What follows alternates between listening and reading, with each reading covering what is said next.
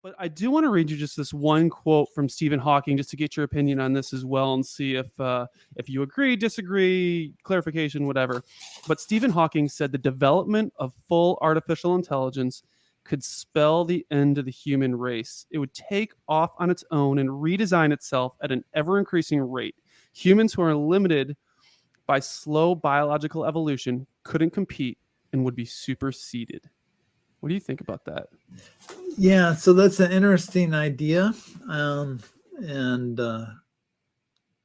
I'll tell you that you and your readers should Google a game called Universal Paperclips, which in which an AI is let loose that is charged with making paper clips, and to the extent that it will try to turn the entire universe into paper clips, including humans, because they would be a good source of materials for paper clips. And it's kind of funny, but what Stephen Hawking is talking about there, and Elon Musk has talked about as well, is this idea that once you do get some general artificial intelligence, and think of the dimmest bulb you've ever met that you knew in high school. Okay, once you get to that level, and we're talking about exponential technologies, if you get to that level by the morning at 8 a.m., by 5 p.m., you've got Einstein, right? Because of the rapid rate of improvement. And then you go beyond that. And of course, we can't put an extra bunch of room for memory on our heads. But for a computer server, you add more servers, you add this into a cloud platform, and the quote unquote computer, the cloud computer, becomes smarter and faster.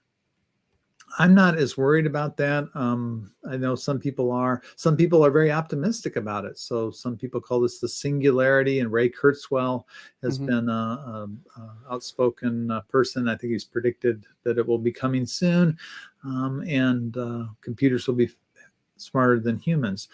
What I'm worried about is its application in things like social media.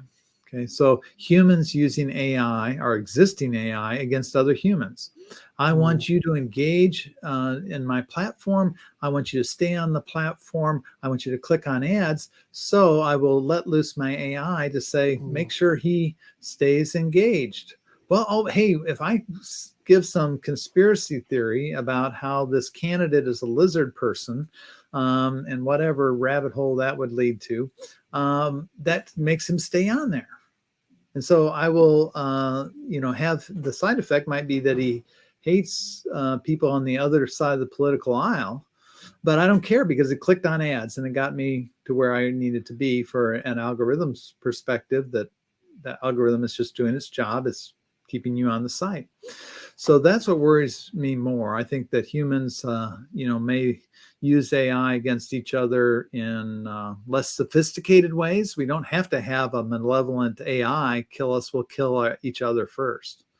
This is unbelievable. If anyone listening has watched The Social Network, it is, when I saw that movie, and I just assumed it was going to be like this history of Facebook or whatever it was.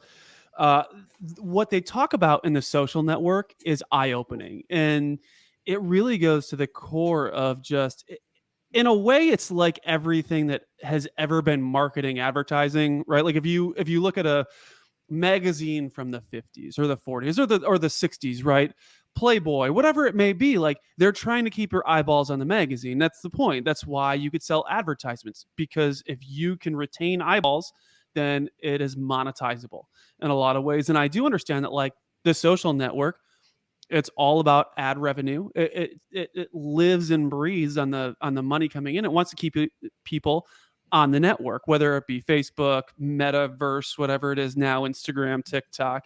It's all about keeping people there. But what I think you're talking about as well, and this is something that is really interesting, is like this deep fake technology too. And are you familiar if what is it, the Internet Research Agent, the IRA? Are they using like deep learning, deep fake technology on social media to target like political campaigns, to create discourse? Is that something they're using that for? There have been only a couple examples that I could find of supposed deep fakes of political leaders. And I'm not sure it came from the that Russian group that you were just mentioning Mhm. there. Um, but there's a lot of disturbing things about deep fakes. And if your listeners aren't familiar with it, basically a deep fake is a synthetic representation of a human, either in video or video and audio form. So let's say that you have somebody that's relatively famous. Well, Mhm. there's lots of images of them, there's lots of audio recording, and you can take that data and you can train an AI to predict what would Scott look like when he said, um, all students are getting an F this Mhm. semester. Okay. And you could post that on social media. Well, it's not me saying that. It would look and sound like me or very close to me. You can Google deep fake Tom Cruise and find some really Yeah. good examples. It's awesome. However, yeah, but here's the problem, or here's the most disturbing part. There was another example where Jordan Peele did a deep fake of Obama, like maybe 3 years ago. It took like a team of 30 people, and it took them weeks to do that. The deep fake Tom Cruise is made by one guy, and it takes him about a day to make a video. And it is so much better. And so hackers are actually using this not to target political leaders, because frankly, Biden, we know where he is at all Mhm. times, right? So there's no time at which there isn't multiple cameras on him. Right, So right. it's not going to be a deep fake of that person. But let's say the bank president at your local Mhm. bank or the bank president of a big bank. Well, that person's given lots of speeches, chamber of commerce meetings, so forth and so on. There's actually been several multi-million-dollar financial scams where they've taken the audio from these heads of companies, and they have then used that to fake a phone call to the CFO and say, hey, we are about to acquire this small company. I just signed the contract. We need to send $250,000 into this bank account. Get that done right now, and then we will work it all out later because I want to make sure this gets finalized today. And That's that's that has crazy. actually happened. It's like the new Prince of Nigeria scam Yes, almost. yes, it's very deep phishing is what some people call it.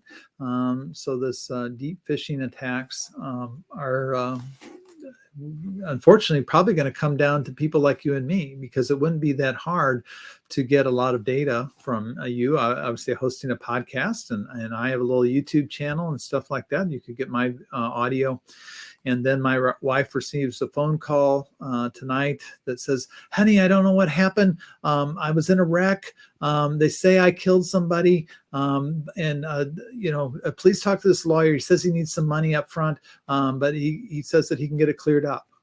And that's all I say. You get the sense of urgency. Well, what do I do? Oh my God, I'm in a panic. Scott's been in a wreck. It's horrible. I'm going to help. And that was definitely Mhm. Scott, right? So I'm really worried about this as far as scamming people, and especially scamming older folks. Like my mom Yeah. is living at home, and she gets these phone calls that are what they call "Dear Grandma" phone calls. So, Mhm. Grandma, is that you? I'm in Chicago and I'm in jail. Well, it's just some, Nigerian prince trying to get her money, right? And she knows that she doesn't have a grandson that's in jail in Chicago. But a lot of people fall for this. Yeah, my grandfather had the same experience and I recall it was a couple years ago, maybe 5 or 6 years ago, and it was a phone call, and it was, who knows how accurate the voice was, but it was one of his grandsons calling to say, "Hey, I'm in jail. I need some bail money. Please don't tell my parents. Can you send some money to this?" Whatever it was, Western Union or whatever it ended up being. And the only reason that it didn't happen was because when he was at the store ready to wire transfer money, the person that was doing the transfer was like, Are you sure that this was your grandson? Maybe you should call him." And he called him on the spot with his cell phone, and sure enough, his grandson was like, "No, Grandpa, I'm not in jail. Please don't send that money." So is there something we can do? How can we be that employee, right? Like, how can we be aware in the future of some of these deep fakes? I mean, are they detectable? And should we be putting in protocols in place at the personal, at the business level to protect ourselves from technology that could be deep fake? It could just be intelligence. So, when you have deep fakes that are so targeted, it's very difficult to detect Mm. because we can use machine learning algorithms to not only create fakes, but we can also use them to detect deep fakes. Mm. And we have to train those algorithms on what deep fakes look like. So Facebook claims that they can detect deep fakes on their platform because they know what a lot of deep fakes look like because they get posted there. Well, that's great, but that doesn't help you and me with that phone call. Yeah, And so not at what our we have to level. do is make sure that our loved ones know that these scams are going on, that if I ever call you, I will, say this phrase, or you were to call me back, or anything like that. And certainly companies are need to institute a series of checks about what goes on. So in that example I gave you of this person wanting a wire transfer, it actually went through, and even though it had gone through, um, the scammers actually called back and tried to get another quarter million sent. And at that point, the CFO called the CEO on the phone, and he was like, "What do you mean? I didn't call you." Oh my you know gosh. so you have to have some sort of, prior to this we're going to have this authorization mechanism. Okay, how are we going to do this? Yeah, We're not going to just do that's this really on the smart. phone. And even in like the example that I gave you of my grandfather, we immediately, as a family, specifically with my grandparents, created a code word. Right. If anyone was in trouble, and there's a particular code word that we use in our family where if someone's in trouble and needs money, they have to say that code word, and if not, then I'm sorry, you're out of luck. Don't forget the code word, but also double check. And I think it was eye opening, and I think just the awareness, right? Like us talking about this right now. If you're listening, just understand that this is happening, and whether you have a code word, whether you put in place checks and balances, please do. But be aware. Be aware that these are happening. Be aware that this is something that's going on, and don't fall into that trap of what someone might be looking to do to you.